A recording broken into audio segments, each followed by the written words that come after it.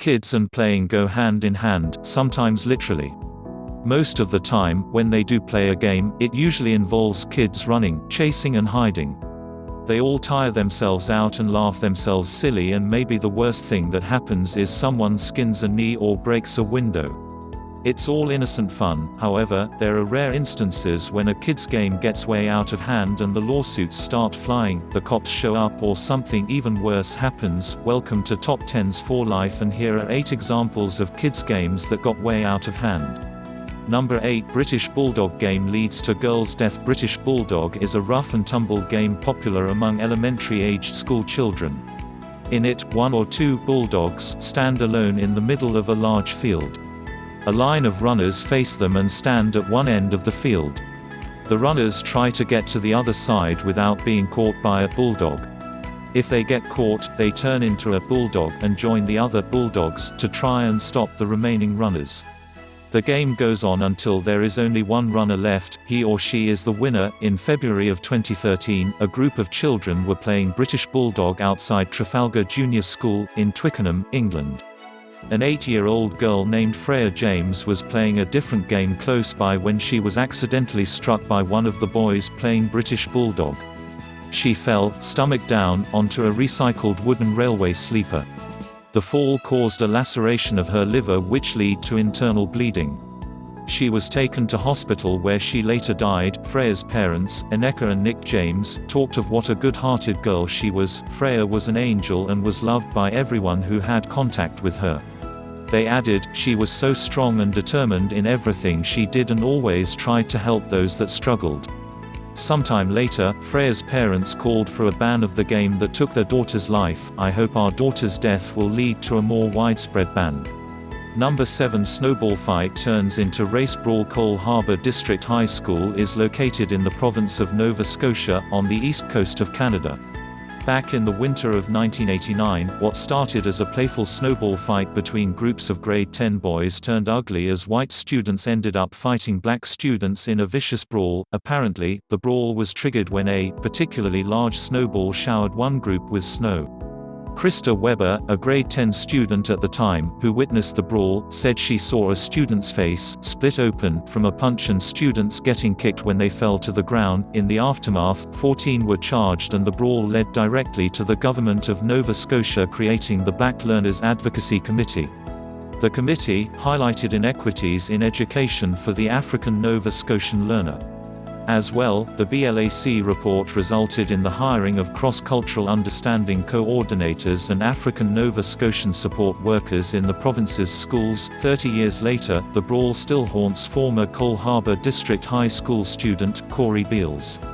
Though he didn't witness the brawl triggering snowball, Beals remains sad about the incident and feels it has had a lasting impact on the community. Unfortunately, Cole Harbour has been scarred ever since.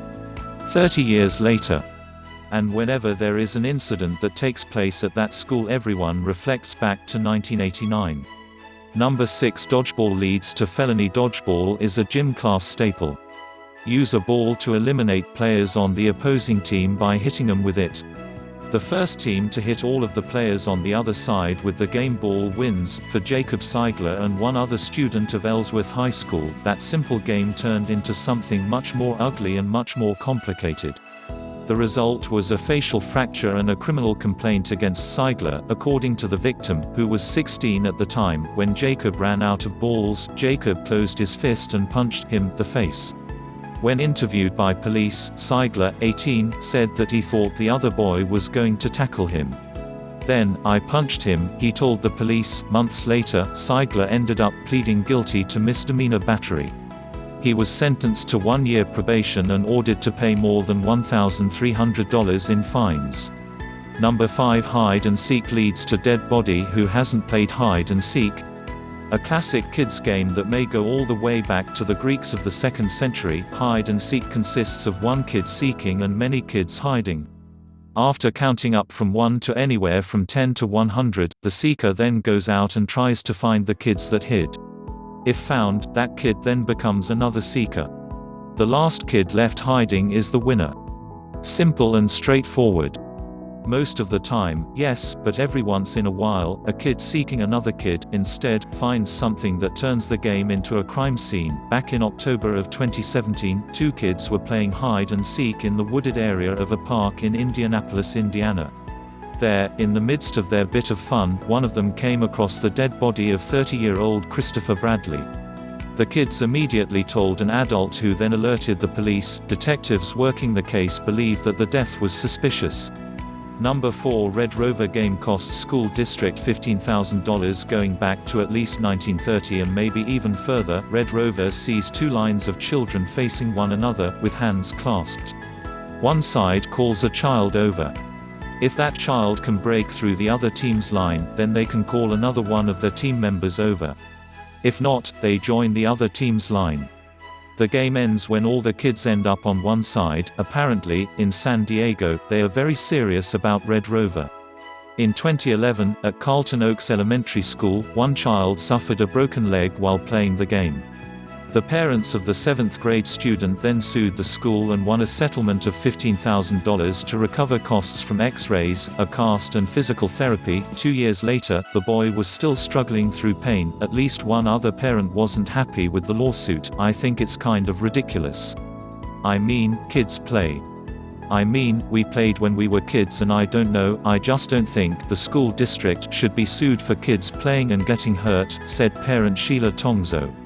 Number 3 choking game claims life of 12-year-old boy. According to the Center for Disease Control and Prevention, from 1995 to 2007, at least 82 kids have died playing the choking game. 87% of them were boys aged 11 to 16. The average age was 13. The point of the game is to go just far enough to get the high that follows after briefly squeezing off the supply of oxygen and blood to the brain. The game has a long history and also goes by the names Pass Out Challenge, Flatliner, and Space Monkey. One boy who went too far was Eric Robinson of Santa Monica, California. One day in April of 2010, he put a rope around his neck and hung himself from a pull-up bar. He was only 12 years old. His devastated mother, Judy Rogg, found her son collapsed in the kitchen doorway. "I missed him by a few minutes," she said. Rogg tried to undo the complicated slipknots her son had tied, but couldn't. By the time she got help, it was too late. In the wake of the tragedy, Rogg founded the non-profit Eric's Cause to help educate other kids about the dangers of the game. She and her co-founder Stephanie Small spent years designing an 8-minute video and PowerPoint presentation now shown to kids in the Iron County School District in Utah. Iron County adopted the training program after 4 kids died in its district playing the choking game. Rogg keeps the memory of her son close. Some of his ashes are locked inside of a necklace she wears. She works tirelessly for Eric's Cause and has traveled to speak in Pennsylvania, California and Maryland. Rogg even flew all the way to New Jersey to help a family get through their own tragic loss from the choking game. "This is the best way for me to preserve his legacy. I have to keep busy." Number 2 sack tapping game leads to testicle removal. A 14-year-old boy named David Gibbons woke his mother up at 1 a.m. one morning complaining of groin pain. Apparently, he had been playing a game called sack tapping with other boys at school that day. One boy punched him in the testicles so hard that it was still hurting badly. His mother took him to the hospital where doctors removed the boy's right testicle. "This may be called a game, but it's not a game," the mom said. "It's dangerous and it needs to stop." Urologist Dr. Scott Wheeler told a Minneapolis TV station that he thought the problem had gotten way out of control. Dr. Charles Raison, an associate professor of psychology at Emory University in Atlanta, believes he knows why boys play the game. "Games like this are to see how tough you are. It's a way of establishing dominance, and because it's hard to withstand being hit in the groin, it becomes a good measure of toughness." And coming at number 1 we have a hot dog eating contest that turns fatal. Jason Easterly, special to the Daily News. Owen Houston, 7, of Naples starts the Kids Neat Eat during the Nathan's Famous Hot Dog qualifying circuit for their annual hot dog eating contest held at the Mercato on Saturday, May 12, 2012. In January of 2010, the Boys and Girls Club of San Pedro in California held a fundraiser for Haiti relief. A devastating earthquake hit Haiti on January 12, 2010. One of the activities was a hot dog eating game. The fun turned deadly when one of the participants, 13-year-old Noah Thomas Akers, started choking. A male staff member performed the Heimlich maneuver, but it didn't help. Paramedics arrived soon and tried to remove the obstructing piece of food using an extended pair of forceps. Unfortunately, they were unsuccessful and Noah later died in hospital. Apparently, a staff member of the Boys and Girls Club did tell each child participating in the hot dog eating game to take their time and that it was not a game based on speed. Anyway, that is a wrap for the video. Don't forget to like and subscribe for more epic top 10s. Bye.